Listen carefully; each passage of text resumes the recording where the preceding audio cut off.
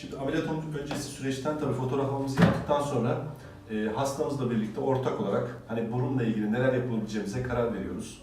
İşte burun cildinin yapısını, burun açısının düşüklüğünü, açısının olması gerektiği şekli, burunla ilgili nefes problemleri varsa onlarla ilgili yapacakları hastalarımıza bilgisayar ortamında ayrıntılı olarak anlatıyoruz. Ve ortak bir paydada buluştuktan sonra da yapılabilecekler konusunda bilgi verdikten sonra da planlamaya geçiyoruz. Tabii şimdi burada bir yanlış anlaşılma olmaması gerekiyor. Yaptığımız tabii ki bu ameliyat öncesi planlama %100 aynı anlamına gelmiyor. Sadece hastamıza biraz fikir veriyor. Fakat en azından hani nasıl bir burun istediğini hastamızın biz de o konuda daha iyi böyle algılamış oluyoruz. Bu açıdan bize katkısı oluyor. Bu planlamayı da mutlaka ameliyat öncesi teknik görüşmede yapmakta fayda var diye düşünüyoruz.